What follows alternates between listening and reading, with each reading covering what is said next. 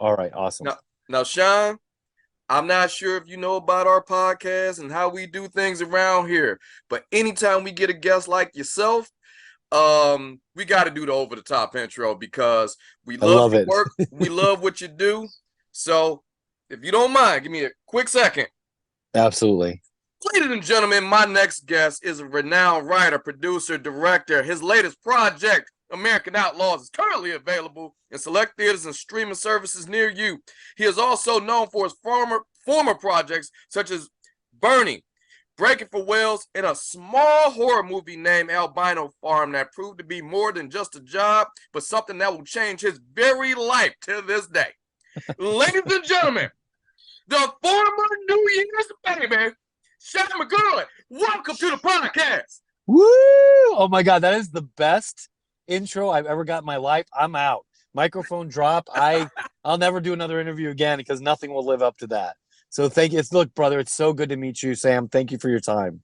Man, I'm thanking you because I got a chance to watch American Outlaws and it was good. It was riveting, and quite honestly, if we're going to let's talk about some grays here. I'm old enough to remember the news stories and all that stuff. How Oh did my this gosh. project come about? Oh man, it's a great question. Well, it's definitely been a labor of love. So it's been some years in the making for sure. I was really fortunate. I remember hearing about the news cycle, which is well over a decade ago, about 11, almost 12 years ago.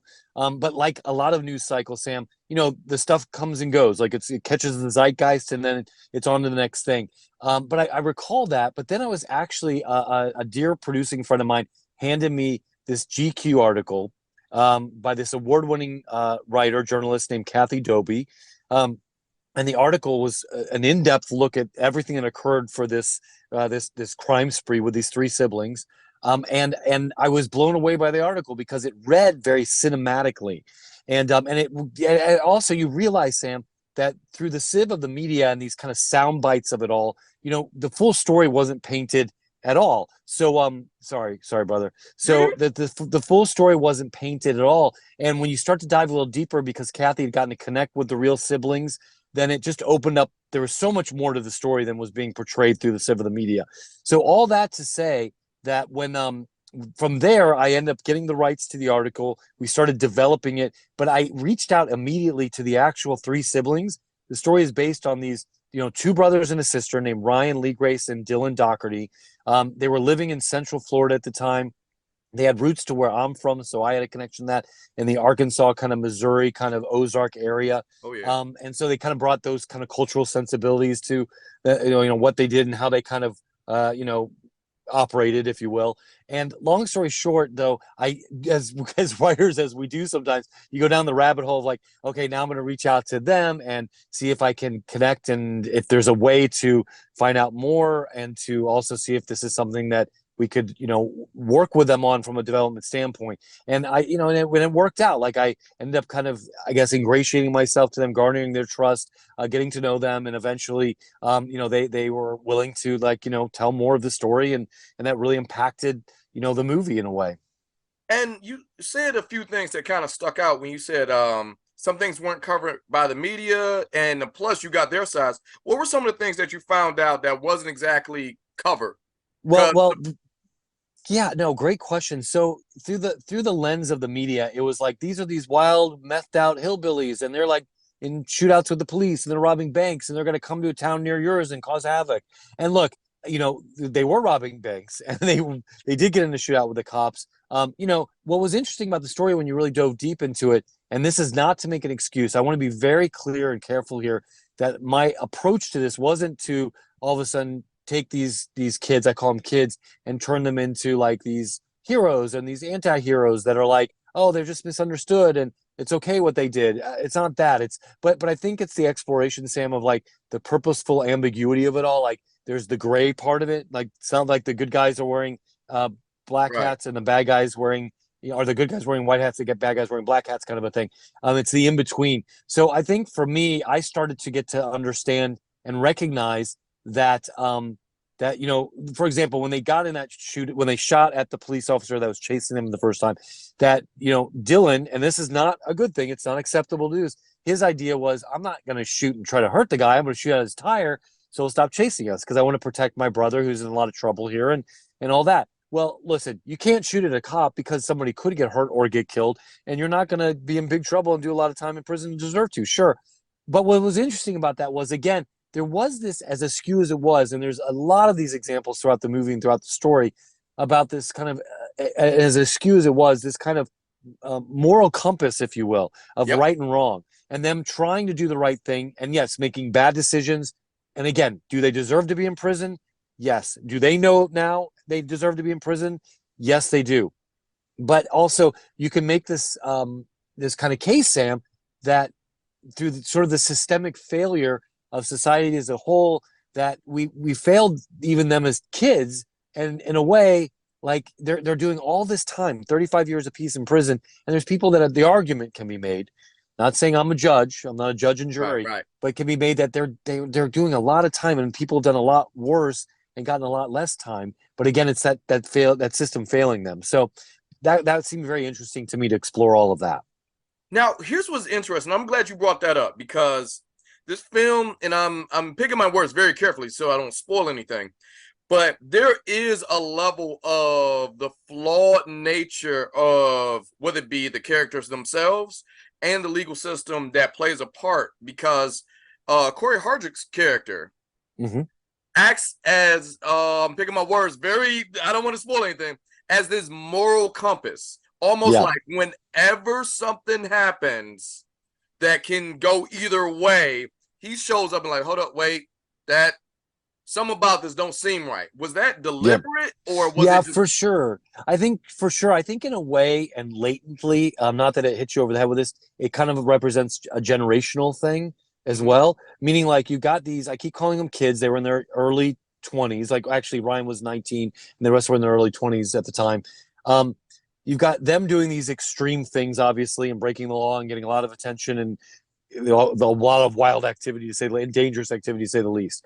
Then you've got one of the federal agents that's portrayed in the film that's pursuing them, played by the late great Treat Williams, who kind of represents the older generation. This kind of how does he what through the kind of more cynical lens that he views even youth today, and then you have Corey Hardrick's character, another federal agent, but who's the younger officer, if you will, or agent, who kind of has a different kind of more in the middle perspective on it, and kind of more of a he's not so jaded at this point, and he kind of sees it for what it is.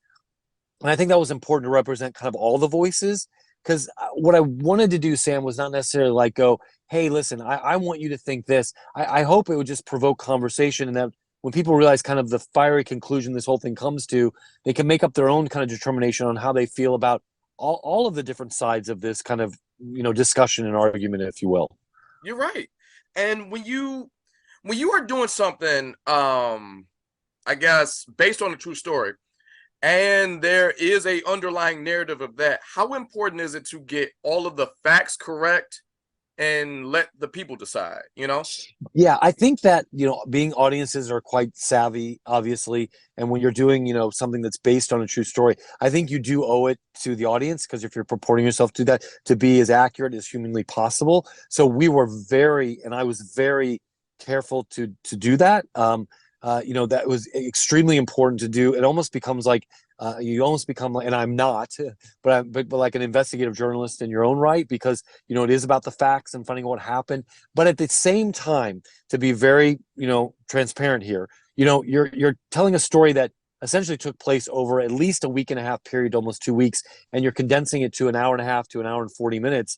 You're going to take some jumps and some artistic license with. There are certain stories that were like, say, two stories in one that folded into themselves, because you have to economize when you're telling a story like this. So I would say what I feel very confident about, and that we're very proud of, is that the main points, the important points, are the accuracy was, we paid acute attention to. But yeah, again, we're trying to tell an entertaining story in a period of time, and that means, again, there's a truncation to some extent that naturally comes with the territory. Now, you're also the writer of this movie too. So how was it Yes. important for you to have the characters, or excuse me, have the actors stick to the script, or was there some improv involved with this, even though you're telling a true story? I mean, that's a great question. I mean, my previous film that I'd done lended itself to a lot of improvisation if they wanted to, if the actors wanted to kind of go off and do that. We really did stick to the script, but I did actually give leniency to not that I bestowed it, but it's a collaboration with the actors as artists. We all come together, but to like, oh, listen, like if you're in the moment with something and something feels right, and feels in character, then I'll never kibosh that. Sometimes that's the most magical stuff that happens because someone's so immersed in the moment, what's going on, and so I would never want to inhibit that. So look, we had the really distinct train tracks laid with the script, and there's some really important things there. There's you might recall, and there's some very revelatory like monologues and speeches that need to Yes. happen for various reasons. So all of that was really important. But yeah, it's not like it was not the Quentin Tarantino approach where, and rightly so, because he's such a fantastic writer. But like every punctuation, every word is gold, in that sense. So it wasn't quite that approach in this case. Now, I say this without risking spoiling anything, but there are a few scenes in this movie that uncomfortable. Let's just put it that way. Sure.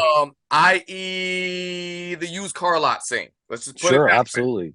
How did you garner that trust, keeping the true story alive, and the slight improvisational with the young salesman? And we'll leave it at that. Yeah, So we don't. So without saying too much, I mean, I think what you're kind of asking is, I mean, we had a very crucial dramatic moment that was very revealing, but yet it did involve, two characters that were in sexual contact with each other. There you go. Without saying too much, because it also kind of gives away kind of where it goes and what happens, because it doesn't quite end up like you think. But look, I mean, any time, and I think an actor would tell you this too, that it's uncomfortable when you're portraying this. My whole feeling about this when it comes to sex and nudity in films is like, look, different strokes for different folks. Like meaning like No pun intended. certain audience. Yeah, no pun intended. Just sorry. Different audience members. Obviously that's not the kind of content that they want to see. Whereas, other audience members are like, look, we're telling an adult story and this is real life and these things happen and we're going to portray this. My feeling is as long as it pushes the story and there's reason for it, it's not just, nudity for the sake of nudity or sex for the sake of sex. That it actually is informative to the narrative and informs who the characters are, and it's important. It could be, there could be sensitivity and reveal around the fact that people are letting their, like being intimate with each other. I mean, there's something to that, I mean, that in itself can be very powerful. So I think that's the first thing, is that it's all on the page, that there's a reason for it. And I don't like to necessarily speak for the actors, but I think they responded to the fact that like, no, this is necessary. Like this is what happened, and what eventuated from the circumstances of what we're going on were really important to portray here. So they wanted to be authentic about it and to go there and keep it real. And so I think in that sense, and then of course there's a sensitivity of how you actually execute that, because you close off the set, and it's like only the most important people that need to be on set, and there are intimacy coaches at times. That's a big thing these days, that are there to make sure that everything's handled correctly, even between the actors. So there's a lot of sensitivity that's put into it. It's the most unsexy thing in the world, by the way. It's very technical, but in my opinion, I defend that stuff, because if it's needed, and there's a justification for it, and it helps tell the story, then then that's something that I think is important and can be important. Now, just following this story, and I want to say this, and maybe I'm the minority here, but I don't think this movie was about necessarily criminals. I think this was more about family, and how far will you go for your family? Case in point, the scene. Man, I feel like I'm spoiling too much, but the mom. No, go for it. It's all good. The mom and pop gas station. Yeah, for sure. They were gone. They were good, but he pumped $5 over, and he was like, you know what? We're not, like, he kind of says it without saying it. Look, we're not the bad guys they're portraying. Let me go back in here and let me give my man his change. Let me give the rest of the balance. That lets me know right there that they weren't crazy or criminals, or they were not. No, they had a code. That's And right. They had a code of ethics. First of all, you bring up a great point. I love that point in the movie and the story, and that really happened actually. So here you have these, just for context, and I think this is fine to say this. You have these three siblings who just got done robbing a bank that were literally on the run from the law. All the news outlets from CNN, Headline News, Fox, etc., were like reporting on this. Keep a lookout. They were going through the deep, dirty south of it all. They were on blacktop highways trying to lay low, not on major interstates. That was a big kind of plan of theirs to got their granddaddies, atlas, just like their granddaddy said, use an atlas, get rid of their cell phones so they can't be traced. I mean, they went old school, and there's something interesting about that. But here they roll up to this gas station, and they prepaid the gas. They were all kind of, again, being very careful not to be recognized or noticed. And one of the siblings goes in and, prepays, and when he comes out, he pumps, and for whatever reason the gas pump kept pumping past the amount. And so he was like, well, we got to go make up the difference. I got to go pay that gas station attendant the right amount. And here they just robbed a bank, and they thought it wasn't right to not pay for what you're supposed. Their justification for robbing the banks were like, well, banks are like, it's the government that's kind of done us wrong in the system, and the governments are insured, so it's not coming from the people at the bank, it's coming from the government. And yes, I'm not saying this is right, I'm not justifying this. It's like, right, right. screw the system. Yeah. So but the little mom and pop of it all, the mom and pop gas station, we wouldn't do that to them. That's not right. Even if it's for $5, even if it might put us in a little bit of jeopardy, go in and do right by that. Go pay that extra $5. So they did, and there was some consequences to doing that, which I won't give away. But yeah, Right. that's a big part of they. To me, that's what appealed to me about the story, Sam. And you just hit the nail on the head. It was that they weren't operating as just these like, we're just criminals for the sake of like, we just want to do bad and take and have and screw everybody else. Who cares who we hurt? They were trying to protect their younger brother, because he got into a situation where he had nowhere else to turn, and they had to get him literally out of Dodge, like go, like, so that was where their motivation. And that comes down to family, what you just said. This to me always has been, and always hopefully is perceived as, a movie about family.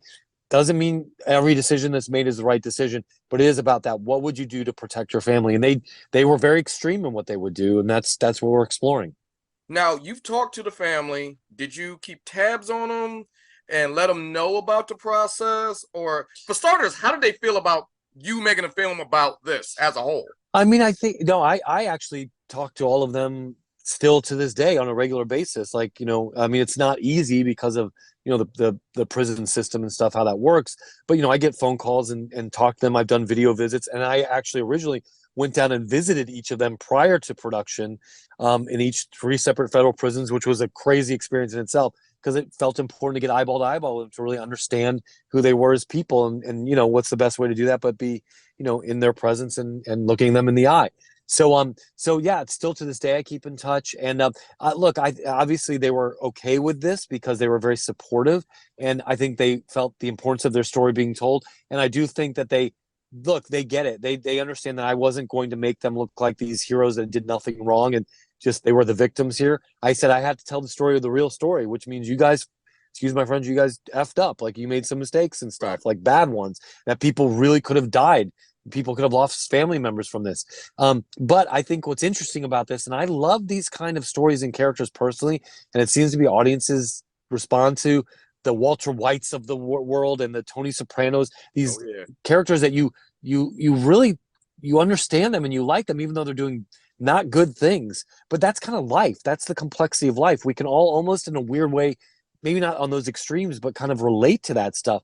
And I think they were happy to know that also their side of the story could be told too, which is, yes, we did some things that were bad, but these were our motivations, these were our circumstances, this is why we felt like we had no other choice, our back was against the wall, so Right.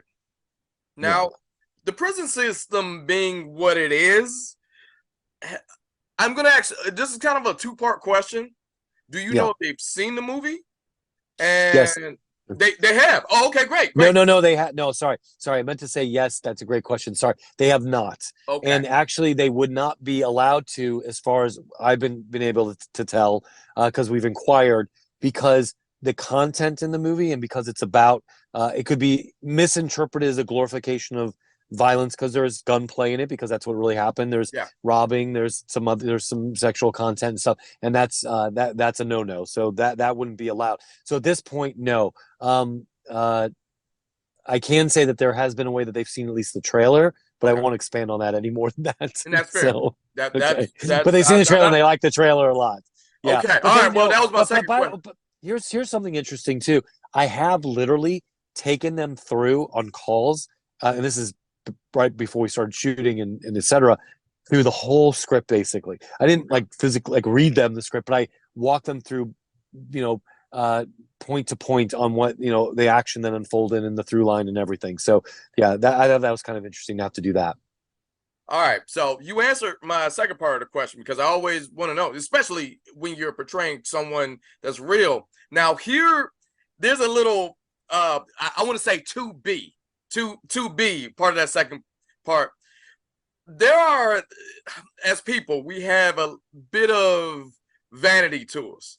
So when they met the actors portraying them or saw pictures of them, was like, nah, that person doesn't look like me, Right, or right, that right, person right. doesn't act like That's me. great. Yeah. Yeah. So yeah. So look, they're not spitting images. I mean, I think all the actors that got hired. First of all, I think the actors that got hired all look like they could be siblings, so that was important. Mm-hmm. But we went for really strong actors more than that's the spitting image because it's unlike when you're like, look, when Will Smith played Muhammad Ali, like he tried to do certain things to embody not just the physicality of the character, and he's obviously Will Smith's a great actor, but also he tried to physically kind of morph as much as he could into looking more like Ali. So that would help us to continue to suspend the disbelief and watch the movie and get into it. Here, it's not like everybody knew what these kids look like. I mean, it wasn't like people are going to go to the movie. And I remember that news footage. That's not what they look like. So we had that going for us. So we could just get the best actors in place. But I think they all had essences of themselves that you could see in the real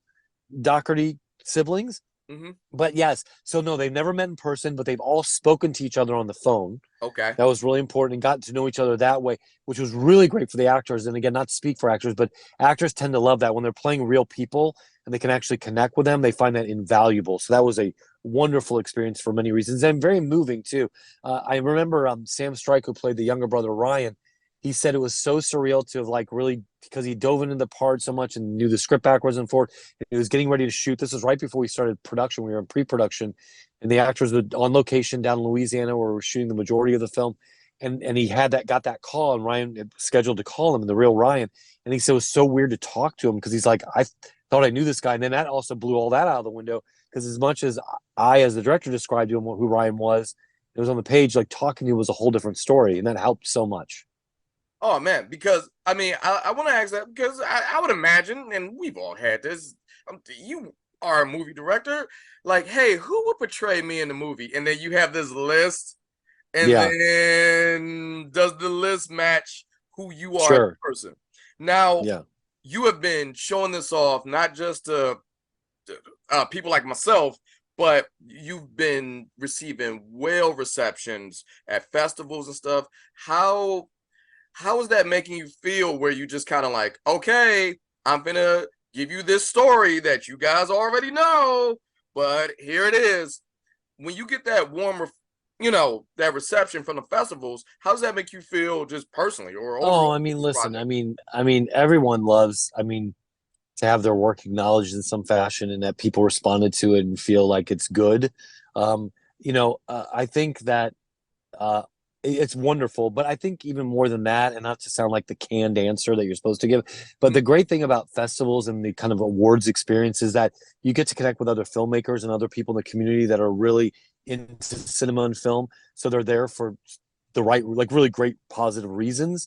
Doesn't mean they always are going to like what you're doing, but you do, and if they do, you get this chance to like interact with people and like talk and have that conversation, be in that cinema community, and that's so wonderful. So in that sense, yes. And then also, and to be frank, and sorry if this sounds gross, but we have this little movie. It's our little engine that could. We have high hopes for it, and it's doing really well right now.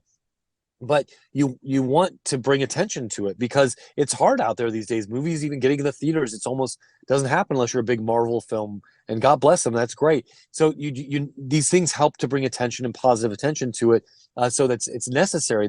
I don't want that. By the way, it's good to bring this up. Like the festivals are hurting these days between the writers and actors strike that happened, where a lot of the talent couldn't show up to the festivals, and then during the COVID pandemic period when festivals couldn't be in person, festivals are hurting, and we want them to still exist because again, they are able to profile and show and champion films that would never get attention otherwise, and bring again that film community together. So super important. Yeah, but it was a wonderful experience. Super cool.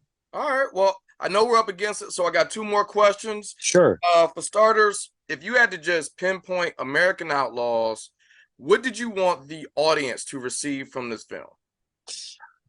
That's a great question. I think specifically just to have an understanding and a voice to these three people's plight, and dare I say, and again, kind of watch the movie because if anybody hasn't watched the movie, might go, well, look, he's using that word, and I'm about to use the word honor them in a way that they at least have a chance because they never really had a chance to kind of like be heard. They kind of again felt like the system failed them, and there's good reason that they felt that. When you see the movie, it's revealed.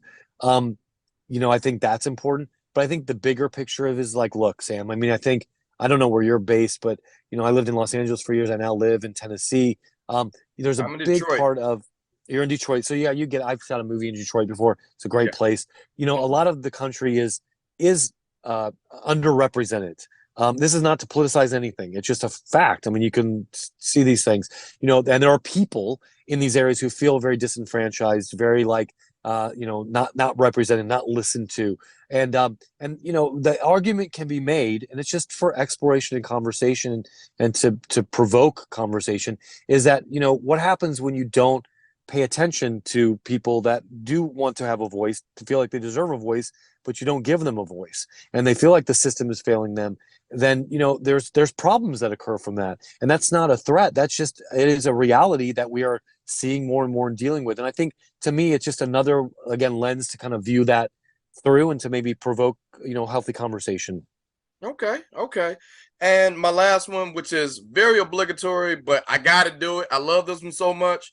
What is new projects? Where are we going to see you? What you working on now, man? Well, that's a great question. So I'm actually starting a new movie next week. We got the interim agreement, the SAG agreement for it. We are about to announce cast. It's the biggest cast I've ever worked with. It's the biggest movie I've ever worked on. I feel so blessed. I wrote and I'm directing the project, but I'm not, and this sounds so horrible because it's like, who cares, but I'm not allowed to announce it just yet, but I'm very blessed and excited. And, yeah, and I can't wait to share more. I would love to share more with you. Sam, by the way, you've been amazing. Like, you have such a cool energy and vibe, and I love your podcast. Like, so I'd love to, if I could be so blessed to talk about it soon with you and hear more about what you're doing. You are welcome back whenever you want. Oh, buddy, you're so cool. You're a super cool guy. Thank you. All right. And also, here's what we will do since you can't talk about it. I want everyone under the sound of my voice who's watching this or what have you, just pay attention to my man Sean IG account. Sean McEwen, I'm pretty sure when you can talk about it, it's going to be there, right? 1,000%. Yes, and soon, actually, yes. And speaking of soon, you can always check out American Outlaws in theaters near you, select theaters, and whatever streaming services happen, just search American Outlaws. Trust me, you'll have a great time. Sean, I know we were up against it a little bit. You're welcome back anytime. Thanks for stopping by the podcast. Oh, you were amazing, and I really feel blessed to get a chance to connect with you. Thank you so much, Sam. Thank you. All right, man. You have a great one. Okay, you too, brother. Thanks so much. Take care. All right. Have a good day. Bye-bye. Bye.